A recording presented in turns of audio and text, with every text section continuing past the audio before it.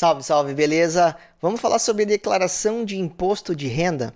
Bom, hoje a gente vai começar uma série de vídeos e a gente vai começar a abordar aqui primeiro as ações, fundos imobiliários e os ETFs. E no próximo vídeo a gente vai falar sobre investimento no exterior e também mais à frente a gente vai abordar sobre outros aspectos que a gente precisa declarar, que são importantes para a gente declarar, fazer a nossa declaração de imposto de renda, beleza?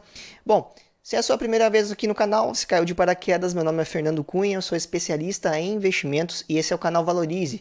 Aqui eu falo sobre investimentos para o longo prazo, né, como você construir a sua carteira de investimentos para o longo prazo, construir ali uma base sólida para você carregar para o longo prazo. Então, se você gosta desse tipo de conteúdo, se inscreve aqui no canal que tem vídeo todo dia, beleza? Então, vamos partir lá para a apresentação. A gente vai passar pelos principais tópicos aqui dessa apresentação, esse passo a passo. A gente vai abrir o programa também para ver esse passo a passo ali na prática, mas vamos primeiro fazer uma apresentação aqui breve, né? Vamos começar pelas ações, tá? A primeira coisa que você precisa fazer, até dando um passo atrás, né? O que você precisa saber? Se você comprou uma única ação, você precisa declarar imposto. Precisa fazer a sua declaração de imposto, precisa fazer esse passo a passo. Eu até recomendo que você faça isso. Se você comprou poucas ações, está tranquilo. Você vai ver que é bem simples fazer essa declaração. Alguns detalhezinhos, né, que você tem que ter. Mas eu recomendo que você faça porque é a oportunidade também de você já colocar esse passo a passo em prática para que nos próximos investimentos isso fique ainda cada vez mais simples. Então, se você comprou uma única ação, você precisa declarar, é uma obrigatoriedade, né, que você tem. Então, se você comprou uma ação, por exemplo, você precisa declarar. Então, vamos ver aqui, começar pelas ações. O que a gente precisa saber para a declaração de imposto das ações? Primeira coisa, as vendas. Os ganhos isentos. Se você fez vendas até R$ 20.000 dentro de um único mês, você está isento do pagamento de imposto. Se você superar R$ 20.000 de venda dentro do mês, você precisa recolher o imposto que você teve sobre o ganho naquela venda, se você teve ganho, obviamente, né? Senão você vai ter que informar o prejuízo, vai ter que carregar esse prejuízo para ser descontado lá na frente. Mas se você teve ganho nessa operação que foi acima de R$ 20.000 em dias diferentes, se você comprou hoje e vendeu no dia seguinte, teve lucro e foi mais de R$ 20.000, você vai ter que recolher uma DARF até o último dia do mês seguinte. Se você comprou em janeiro e vendeu em janeiro, né, você vai precisar vai precisar declarar, recolher uma DARF do pagamento do imposto até o último dia de fevereiro. Tá bom? Então, essa é uma regra importante. E as dois tipos de operação que a gente tem são o que a gente chama de operação comum e operação day trade. O que é operação comum? Né? Tudo que não é day trade. Operação day trade é quando você compra e vende no mesmo dia. Então, se você comprar e vender no mesmo dia, você vai ter que pagar 20% sobre o ganho que você teve. Então, se você comprou hoje e vendeu hoje mesmo essa ação, você vai ter que recolher o imposto, se você teve ganho, de 20% e pagar essa DARF até o último dia do mês seguinte também. E operações comuns que superam R$ 20.000, aquelas que são acima de R$ 20.000, você precisa recolher uma DARF também de 15% sobre esse lucro, tá? Lembrando que se você teve prejuízo, você precisa ir contabilizando isso, né? Vai separando esse prejuízo para abater de lucros futuros, tá? Se você teve vendas aí até R$ 20.000, fica tranquilo. Então, assim, operações comuns, operações day trade, e elas não se comunicam, tá? O que você fez com day trade só se comunica com day trade. Então, se teve prejuízo com day trade, você vai ter que fazer essas compensações com day trade. E a mesma coisa com operações comuns, que a gente chama de swing trade, né? Então, operações de compra e venda em dias diferentes, né, acima de R$ 1.000, acima de R$ 20.000, você vai ter que fazer essa contabilização também em separado. E aquilo que você está vendendo abaixo de R$ 20.000, se você não superar esse limite dentro do mês, tá tranquilo, não precisa declarar, ou melhor, não precisa pagar imposto, né? Declarar, você vai ter que declarar sim todas as operações que você fez, mas para pagamento de imposto você está livre até R$ 20.000, tá bom? Outra coisa que a gente vai precisar fazer a declaração é dos bens e direitos, tá? O que são bens e direitos? Tudo que uma ação é um bem, né? Você vai precisar declarar esse bem aqui lá na ficha de bens e direitos da tua declaração de imposto. tá? Esses ativos que você tem, tanto os fundos imobiliários quanto os ETFs também. E vai precisar informar o preço médio de aquisição, não é o preço de mercado, tá? Não é aquele preço que você vê ali que fica oscilando o tempo todo. Você comprou por R$10, né? Comprou 100 ações a R$10, você vai informar esse custo de aquisição que você teve, o valor desse patrimônio, nesse caso R$1.000, né? Você vai informar que tem R$1.000 ao preço médio ao custo de aquisição de R$10 cada ação, 100 ações ao preço de R$10, totalizando 1.000. Tá? Então é isso que você vai informar. Se você vendeu ações, você só vai diminuir o estoque, mas o teu custo de aquisição continua sendo R$10. Tá? Você vai informar apenas essa evolução do patrimônio que você teve. E a gente vai ver ali na frente. Na parte de dividendos, a gente sabe que os dividendos são isentos de imposto. Então você vai informar lá na ficha de rendimentos isentos e não tributáveis, tá bom?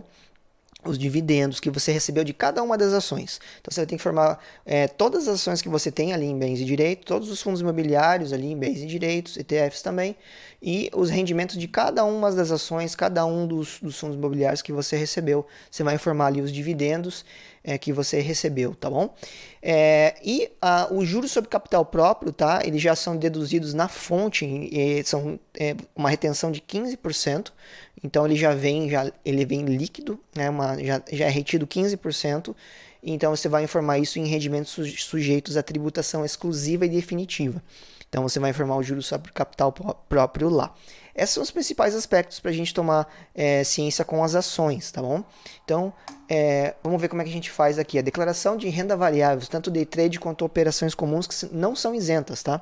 Então, se você vendeu mais que R$20.000 dentro do mês, tá? Ou fez uma operação de compra e venda no mesmo dia, comprou e vendeu no mesmo dia, você precisa informar isso aqui nessa aba aqui, ó, renda variável, operações comuns e day trade. Então, aqui as operações comuns, R$25.000. Cada um dos meses, você vai ter que informar cada um dos meses que você fez operações, se você fez acima de R$20.000 em dias diferentes. Então você vai colocar o valor que você operou lá, que você teve, e o imposto que você já vai ter feito o pagamento. Então você vai ter feito o pagamento dessa DARF aqui, desse imposto devido, né, 15%. Sobre essa venda aqui que você fez, tá bom? Mesma coisa aqui com o day trade. Tá? Mesma coisa com day trade, você fez uma operação aqui de 30 mil e nesse caso você não tem prejuízos a compensar, então você pode carregar prejuízos do ano anterior. Então é importante que você informe na declaração sempre o prejuízo que você teve para poder compensar aqui quando tiver lucros, tá bom? Agora a parte de bens e direitos, tá? Bens e direitos a gente vai informar lá nessa ficha que chama bens e direitos, vai colocar aqui a participação societária, ações, né? A localização, que é o Brasil, CNPJ, e aqui a discriminação, né, a descrição. Nesse caso aqui, a gente usou o exemplo do Banco do Brasil, né, então você vai colocar o código, o nome da empresa, quantidade de ações, sejam ordinárias ou preferenciais, então, ou unit, você vai ter que informar qual é o tipo da ação que você está declarando aqui, CNPJ da empresa e posição aqui ao custo de R$3.000, né, preço médio R$30 por ação, tá bom? Nesse caso aqui você vê que está preenchido só a situação em 31/12/20. O que quer dizer isso? Quer dizer que você não fez nenhuma compra em 2021. Nesse caso você vai clicar aqui em repetir e vai repetir o valor. Então você não teve nenhuma alteração de patrimônio nesse caso aqui. Você não fez nenhuma compra em 2021. Você vai continuar com os mesmos R$3.000, tá bom? Digamos que você não tivesse, fosse a primeira compra de Banco do Brasil. Então aqui nesse caso estaria zerado e você teria aqui R$3.000, tá? Se você fez mais compras durante o ano, você vai ter informado aqui, né? O preço médio de aquisição vai ter mudado com os valores aqui também. Então você vai, comprei mais R$3.000 de Banco do Brasil, ao preço médio também de 30, então você vai informar aqui R$6.000. E aí você vai ficar com histórico de variação de patrimônio, que em 31/12/2020 você tinha 3, agora você passa a ter R$6.000, tá bom? Então esse aqui é o que você vai ter que informar. Então para ETFs é a mesma coisa, você vai informar todo esse detalhamento, tá? A gente vai ver lá para fundos imobiliários como é que funciona, qual que é a descrição que você costuma fazer e o que muda aqui. E agora aqui a declaração dos dividendos, tá? Como é que você declara esses dividendos? Vai ser, o dividendo é isento, então vai nessa ficha de rendimento isento e não tributável. Você vai informar aqui, ó, lucros e dividendos recebidos, titular, você como titular, né? Beneficiário, que é você, né, no caso, o CNPJ da fonte pagadora, o nome e o valor que você recebeu de dividendos. É basicamente isso, dividendo é isento, você vai ter só que informar que teve esse recebimento. beleza? A declaração de juros sobre capital próprio, como ela é retido já na fonte, como a gente comentou, você vai lá em rendimentos sujeitos à tributação exclusiva e definitiva. Então, tudo que você teve de juros sobre capital próprio, você vai informar aqui da mesma forma, CNPJ, o nome da fonte pagadora e o valor que você recebeu já deduzido do imposto de renda, que foi retido lá na fonte, aqueles 15%. Tá? A gente vai ver como é que vem a cartinha lá no final da apresentação, qual que é a cartinha que você recebe e essa informação lá bem certinho do que você tem que informar. E agora a declaração de fundo imobiliário. Como é que você faz aqui com o fundo imobiliário que você precisa saber?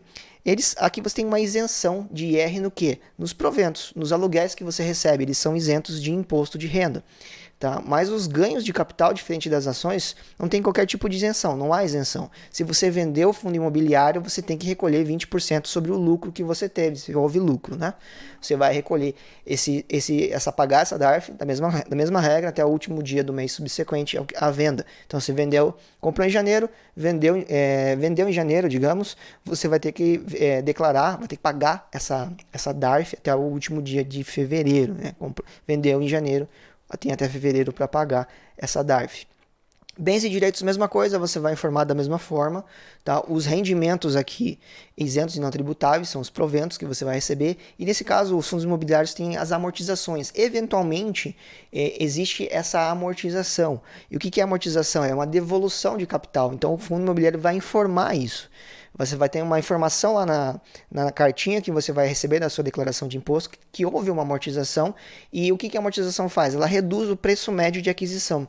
Se você tinha lá R$10 por cota de fundo imobiliário e o fundo imobiliário vai devolver R$5, então você vai subtrair esse valor, esses R$5 que você teve aqui de devolução do seu preço médio. Então você vai passar a ter um preço médio menor. Então essa devolução de capital que o fundo imobiliário faz, beleza? Qualquer dúvida, deixa aqui para mim na descrição que eu gravo um vídeo especificamente sobre cada um desses fatos relevantes que são importantes para a gente definir, né? Se ficou com alguma dúvida, deixa aqui que eu gravo um vídeo especificamente sobre isso, tá bom? Bom, declaração de fundo imobiliário a gente vai fazer aqui dentro dessa aba, tá bom? Que é aqui, ó, de operações com fundos imobiliários ou FIAGRO, né? Que é uma nova classe de investimentos, de fundos, né? Que é bem similar, segue as regras ali do fundo imobiliário. Tá? Que você vai declarar da mesma forma. Então você vai colocar lá todas as operações que teve, se você teve venda com fundo imobiliário, qual foi o resultado que você teve. Teve um resultado líquido no mês, de resultado aqui, R$25 mil. Você teve prejuízos, nesse caso você vê que ele abate, ó, a base de cálculo aqui já abatido dos R$1.000 que você teve de prejuízo, a alíquota de 20%, o imposto devido aqui que você já vai ter feito o pagamento, tá? Você vai ter informado aqui os 4.800 que você já fez o pagamento prévio, nesse caso aqui, até o último dia de fevereiro. E assim por diante, todos os meses você vai informar as operações que teve, se teve alguma venda com fundo imobiliário, tá? Você vai declarar aqui nessa ficha dessa forma e vai deixar separado essas DARFs que você pagou com o imposto. E recomenda-se que você mantenha esse documento guardado por até 5 anos, que é o prazo onde você precisa, que a Receita pode cobrar de você qualquer erro que você venha fazer na sua declaração, beleza? Da mesma forma que os fundos imobiliários, tá? Você vai declarar aqui em bens e direitos, tá? Os fundos aqui, ó, fundo imobiliário, você vai escolher aqui fundos, grupo fundos, que é uma alteração que teve, né? Você vai escolher o grupo e o código 3 aqui, ó, fundos imobiliários. E vai informar que, nesse caso, eu peguei o exemplo de um fundo imobiliário, o KNRI. Você vai colocar o código dele, CNPJ do fundo imobiliário, tá? Que é importante. Ó, o código do fundo, o nome dele, que você vai pegar lá no site da B3. Vai colocar B3 e o nome do fundo, ou você vai receber na cartinha, que você vai, ou pelo correio, ou você pode pegar online. Eu vou mostrar para vocês o endereço ali logo após.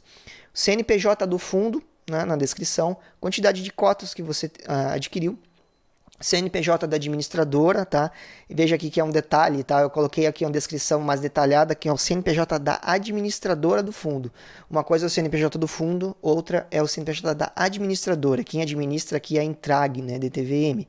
Então tem o CNPJ da administradora. E a mesma coisa aqui, a posição que você tem, né? E o preço médio de aquisição.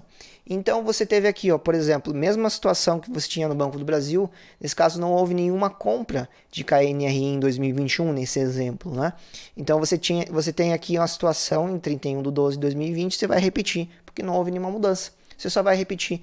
Então de um ano para o outro você pode importar, inclusive, essa declaração de imposto que você fez no ano anterior, e nesse caso aqui você não tem que fazer nada, você só vai importar e ela já vai estar pronta, né? Você não precisa fazer nenhuma alteração, só vai repetir o valor aqui porque não houve nenhuma compra, tá bom?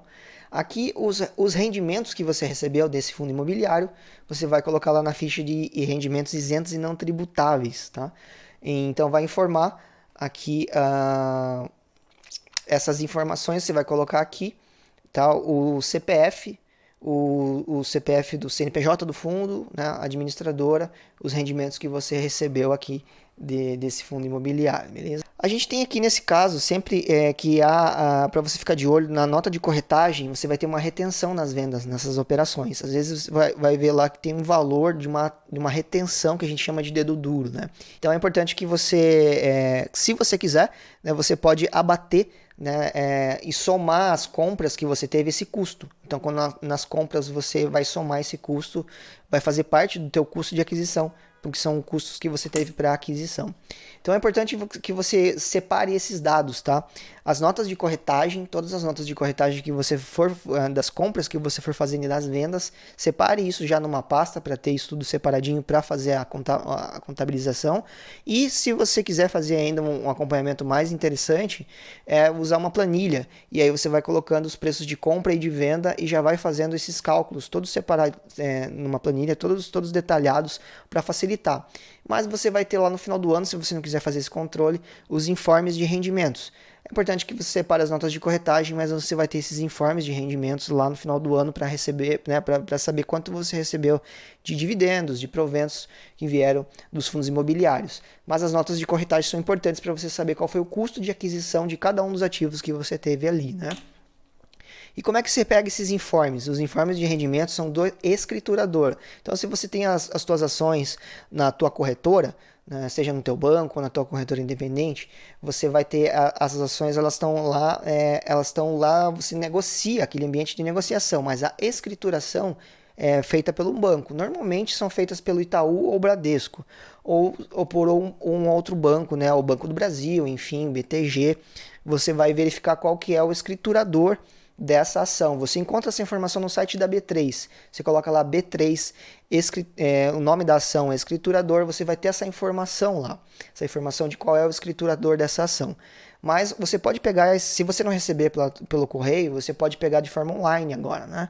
Os ativos escriturados pelo Banco Itaú, você vai acessar por esse endereço, faz o teu cadastro e vai baixar essas correspondências.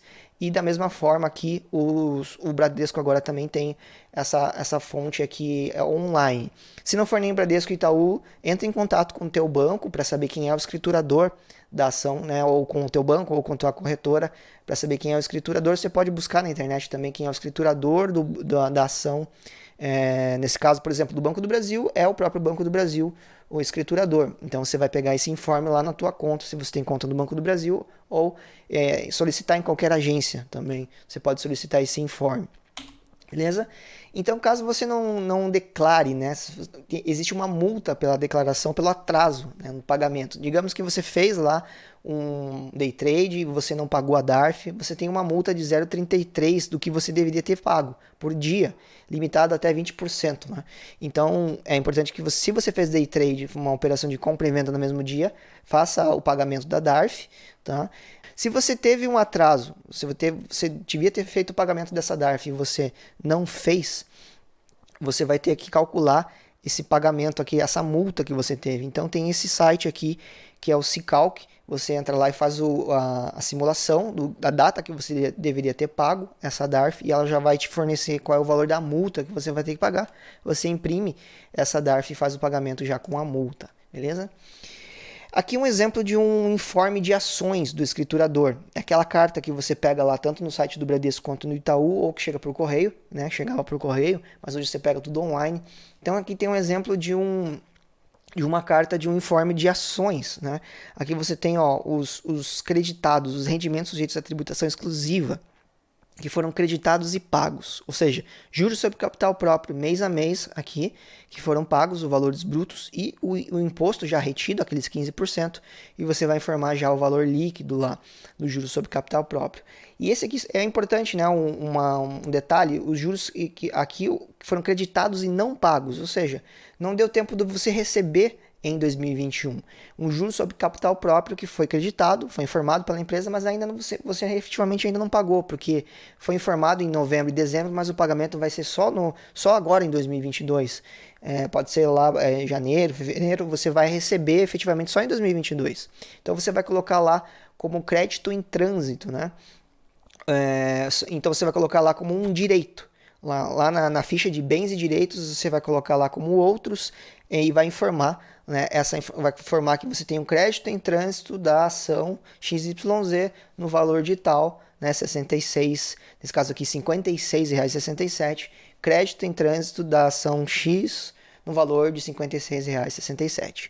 E é um bem que você tem é um direito que você tem, né, para receber.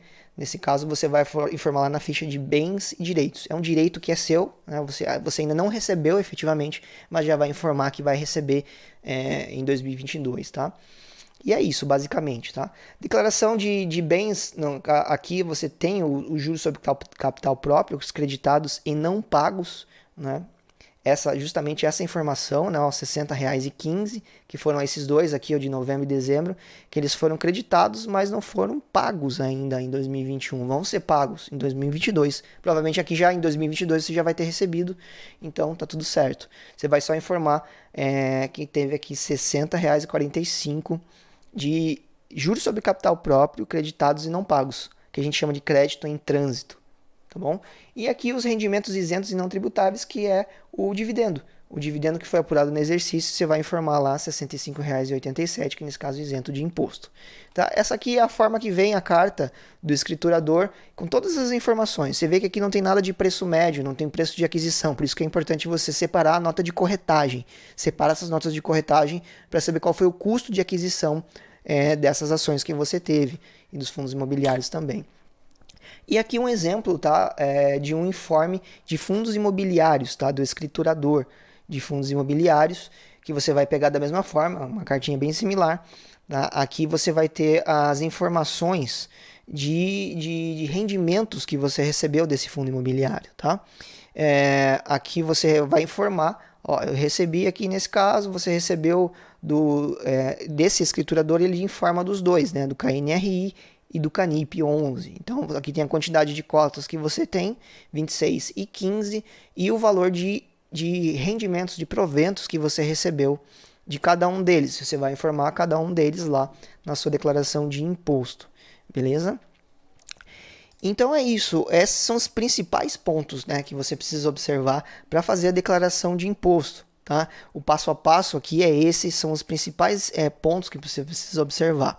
Tá? Se ficou qualquer dúvida, tá? Deixa aqui para mim nos comentários e a gente vai ter um novo vídeo aqui falando somente sobre as ações no exterior, como é que você faz a declaração, e também um novo vídeo aí pegando outros aspectos, por exemplo, como subscrições, como é que você faz essas declarações, alguns detalhezinhos de eventos, eventos corporativos que você precisa fazer algum tratamento ali, tá? E também sobre outras dúvidas também, ó, como é que você declara ali os valores que você tem em conta corrente, aluguel de ações e alguns outros detalhezinhos que a gente precisa também informar na declaração para a gente completar aqui o passo a passo de todos os itens principais que você precisa para declarar, fazer a sua declaração de imposto, tá? Então, confere aqui, se inscreve aqui no canal para acompanhar o próximo vídeo, tá? Para você pegar esse passo a passo. Se ficou qualquer dúvida, deixa aqui para mim nos comentários, que eu terei o maior prazer aqui em responder, beleza? Então é isso. Nos vemos no próximo vídeo. Valeu!